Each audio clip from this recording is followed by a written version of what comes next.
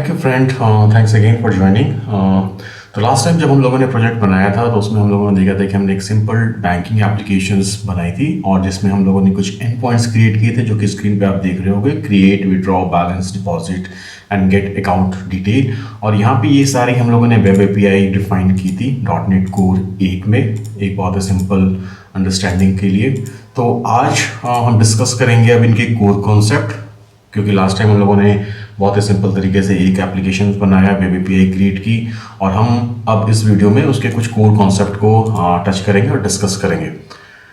जैसे कि controller, web API controller concept क्या है, रेस्टफुल प्रिंसिपल्स क्या होते हैं, राइट, क्लास मॉडल हम डिफाइन कैसे करते हैं। तो आइए इन सारे फंडामेंटल कॉन्सेप्ट को हम मिलकर समझते हैं।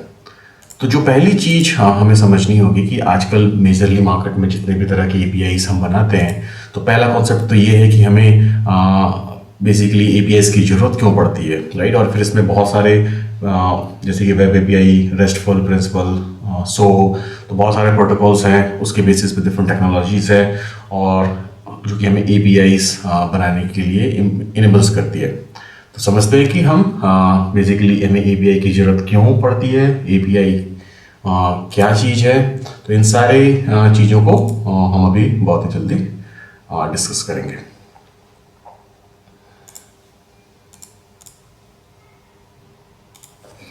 तो जो एपीआई हमारे सामने आती है, जैसे कि एपीआई, तो इसका जो फुल फॉर्म होता है उसे हम कहते हैं एप्लीकेशन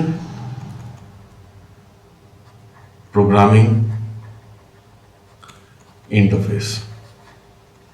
तो ये एप्लीकेशन प्रोग्रामिंग इंटरफेस हमें एपीआईज प्रोवाइड करती है और ये माइक्रोसॉफ्ट इसे वेब एपीआईज कहता है और ये एचटीटीपी बेस्ड सर्विस होती है। तो जो भी हमारी एपीआईज, हम जितने भी एपीआईज बनाते हैं बेसिकली एपीआईज, तो ये जो है ये एचटीटीपी बेस्ड सर्विस होती है, ओके।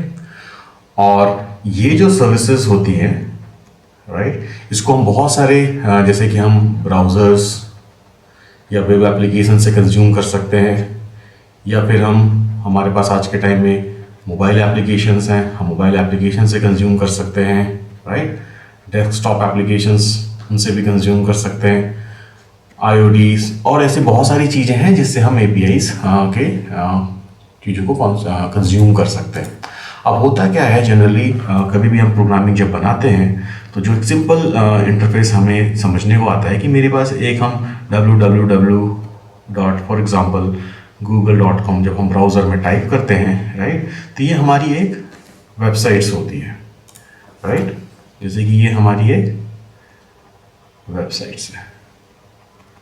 तो ये जो वेबसाइट्स हैं हमारी, राइट, ये जो वेबसाइट्स है ये क्या करती है कि ये कहीं ना कहीं हमारे पास एक डेटाबेस होता है, राइट, और इस डेटाबेस से वो इंफॉर्मेशन फेच करके वापस लेके हमारे लिए डिटेल्स हमें दिखाती है। अब जस्ट एज्यूम करिए कि फॉर एग्जांपल मेरे पास एक वेबसाइट है, कल को हो सकता है कि मैं एक मोबाइल एप्लीकेशंस बनाऊं, हो सकता है कल एक डेस्कटॉप एप्लीकेशंस मेरे सामने बन जाएंगे।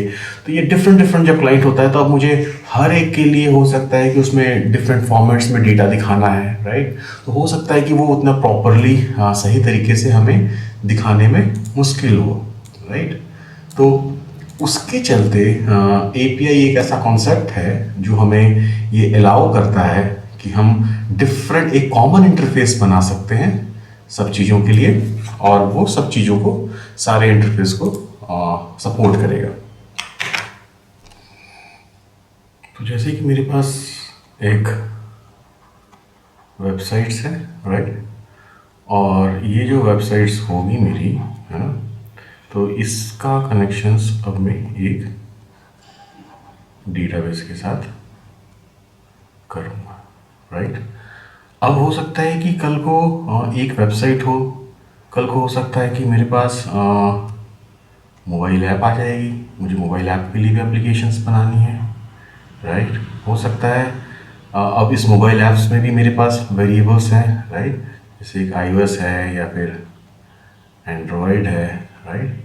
हो सकता है कि मुझे किसी डेस्कटॉप एप्लीकेशंस के लिए एप्लीकेशंस बनानी है। तो ये हर एक चीज़ के लिए मुझे अल्टीमेटली ये मेरा डेटाबेस है जिसमें सारा मेरा डेटा पड़ा हुआ है, और इसमें से मुझे इन्फॉर्मेशन इन सब चीज़ों में भेजनी है, करेक्ट। तो ये काफ़ी ज़्यादा, अब मैं हर एक एंटिटी के लिए अलग अलग तो इंटरफेस नहीं बनाऊंगा, तो यहाँ पे एक कॉमन जो हम एक डिफाइन कर देते हैं एपीआईज, एक कॉमन सेट्स एपीआई के। तो होता क्या है कि चाहे वो वेब हो, चाहे या मोबाइल हो, राइट, या फिर डेस्कटॉप हो, करेक्ट, ये सारी जो हैं ये हमारी वेब एपीआई एप्लीकेशंस को हिट करेंगे, ठीक है।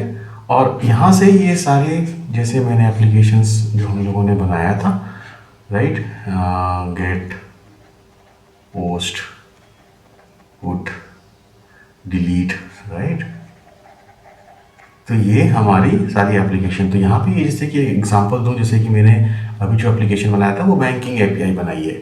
अभी मुझे हो सकता है अपने बैंकिंग एप्लीकेशन को वेब से यूज़ करना हो, मोबाइल से यूज़ करना है, डेस्कटॉप पर यूज़ करना हो, हर एप्लीकेशन में सेम एपीआईज को यूज़ कर लूँगा। वो सेम मेरी एप्लीकेशंस क्रिएट करेगी, अपडेट करेगी, डिलीट करेगी, सारा कुछ हमारे एप्लीकेशन। तो ये हो जाता है कॉन्सेप्ट एप्लीकेशन प्रोग्रामिंग इंटरफेस का, वेब एपीआई का, और ये माइक्रोसॉफ्ट की टेक्नोलॉजी है, ऑलराइट।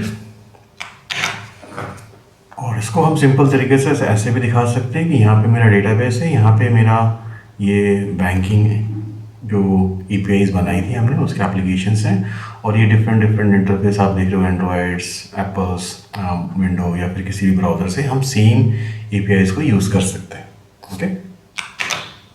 अब हम समझते हैं कि रेस्टफुल एप्लाइज, रेस्टफुल एपीआईज किस तरह से काम करती है। तो जो रेस्ट का फुल फॉर्म होता है, ओके, जब हम रेस्ट को REST, तो जो रेस्ट का फुल फॉर्म है वो है representational, or is kind of representational, ई, तो यहाँ पे आर और ई ये दोनों इसके ये हो जाते हैं, ओके। इसको मैं थोड़ा सा चेंज करके फिर से कोशिश करता हूँ कि ये जो है RE ये स्टेट करता है रिप्रेजेंटेशनल, ओके। S स्टेट और T ट्रांसफर, ओके। तो ये कहता है रेस्ट जो फुल फॉर्म है that is representational state transfer. तो ये आर्किटेक्चरल स्टाइल है जो कि स्टैंडर्ड प्रोवाइड करता है communication between different across web और व्हाटएवर सिस्टम। तो इनके बीच में जो कम्युनिकेशंस को करने का एक स्टैंडर्ड मैकेनिज्म है जिसे हम रेस्ट कहते हैं, ओके। और ये क्लाइंट सर्वर रिलेशनशिप में डिपेंड करता है। तो रेस्ट बिटवीन एक क्लाइंट होता है हमारा, राइट, दिस इज क्लाइंट, और एक हमारा सर्वर होता है, ओके। तो जब भी हमें कम्युनिकेशन करना है एक क्लाइंट और एक सर्वर के बीच में, तब वहाँ पे रेस्ट एक कम्युनिकेशन की तरह एक्ट करता है। फॉर एग्जाम्पल, जैसे मुझे एक पर्सन है जिससे कम्युनिकेशन करना है, कम्युनिकेशन के डिफरेंट मीडियम्स हैं, जैसे कि हम वर्बल कम्युनिकेशन करते हैं जहाँ पे हम बोलते हैं, जैसे मैं बोल रहा हूँ आप सुन रहे हो, हम SMS से मैसेज भेजते हैं जिसमें हम लिखते हैं कुछ टेक्स्ट को और सेंड करते हैं, सामने वाला उसे रीड करता है, राइट। तो और जैसे हम इंग्लिश में कम्युनिकेट करते हैं या हिंदी में कम्युनिकेट करते हैं, तो हर एक लैंग्वेज का अपना एक ग्रामर है कि हमें कुछ कहना है तो प्रेजेंट टेंस, पास्ट टेंस, वर्तमान कैसे हम कहेंगे, उसको एक रूल्स को फॉलो करते हुए अपनी बात कहनी होती है। सिमिलरली जब क्लाइंट और सर्वर के बीच में जब बातें करनी होती है तो उसके बीच भी हमें एक स्टैंडर्ड ऑफ कम्युनिकेशन चाहिए, और वहाँ पर रेस्ट एक स्टैंडर्ड ऑफ कम्युनिकेशन की तरह काम करता है। क्लाइंट मेरे कुछ भी हो सकते हैं, लाइक मोबाइल, राइट, ये वेब भी हो सकता है, डेस्कटॉप एप्लीकेशंस हो सकते हैं, राइट। तो ये ये सारे क्लाइंट है। क्लाइंट मतलब जिसमें हम डेटा को देखते हैं, जो हमारी मशीन्स है। सर्वर हमारी मशीन्स नहीं है, सर्वर्स जिस चीज़ का डेटा देख रहे हैं उनके अपने सर्वर्स उनके लोकेशंस पे होते हैं, और उनके बीच में जो कम्युनिकेशन होता है वहाँ पे रेस्ट एक प्रिंसिपल की तरह एक्ट करता है, जिससे हम दोनों एक दूसरे से बातें करते हैं। अब जो रेस्ट है, रेस्ट के बेसिकली ये वर्ब्स और ये HTTP के ऊपर बेस्ड है। एक बहुत इंपॉर्टेंट पॉइंट ये है कि जो रेस्ट है वो HTTP बेस्ड प्रोटोकॉल है, हाइपर टेक्स्ट ट्रांसफर प्रोटोकॉल। ये HTTP को ऊपर बनाया गया है, राइट। और यहाँ पे 4 HTTP वर्ब्स का यूज करते हैं, और ये आप देख रहे होगे जो फोर्स हमारे पास है वो है गेट, राइट, ये गेट, पोस्ट, पुट और डिलीट। तो गेट जब हमें इन्फॉर्मेशन को रिट्रीव करना है तो हम वहाँ पे गेट कॉल करते हैं। जब हमें कोई इन्फॉर्मेशन को सर्वर में, जैसे हमें यहाँ पे कोई इन्फॉर्मेशन को गेट करना है, जैसे जब हमें बैलेंस की इन्फॉर्मेशन चाहिए कि किसी अकाउंट में कितना बैलेंस है, तो मैं वहाँ पे गेट एपीआई करके कॉल करता था, राइट। अगर मुझे कुछ वहाँ पे इन्फॉर्मेशन अपडेट करनी है, जैसे मुझे उसके बैलेंस को अपडेट करना है या उसके अकाउंट को क्रिएट करना है, तो वहाँ पे मैं पोस्ट एंड पॉइंट को यूज़ करूँगा। और मैं आपको कोड से भी जस्ट दिखाऊंगा। अगर मुझे कोई ऑलरेडी इन्फॉर्मेशन है जिससे मुझे सिर्फ वैल्यू को अपडेट करनी है, तो वहाँ पे मैं पुट यूज़ करूँगा। और मुझे कुछ इन्फॉर्मेशन को डिलीट करनी है, तो वहाँ पे मैं डिलीट वर्ब को यूज़ करूँगा। तो इस कुछ तरह से स्टेट ये रेस्ट कम्युनिकेशन इस तरह से काम करता है। तो अगर आप देखोगे कि यहाँ पे कोड में भी जैसे जब मुझे क्रिएट करना था, राइट, जब मुझे इन्फॉर्मेशन को क्रिएट करना है, तो मैंने HTTP पोस्ट वर्ब यूज़ किया हुआ यहाँ पे, आप देख रहे हो, राइट। जब मुझे वैल्यू को अपडेट विड्रॉ करनी है, कुछ वैल्यू को अपडेट करनी है, तो भी मैं HTTP पोस्ट यूज कर रहा हूं, राइट। जब मुझे वैल्यू में से वैल्यू को गेट बैलेंस करना है, यहाँ पे आप देख रहे हो, तो मैं वहां पे HTTP गेट, तो ये देखोगे ये वर्ब्स है रेस्टफुल प्रिंसिपल्स के, तो HTTP गेट प्रोटोकॉल यूज कर रहा हूँ।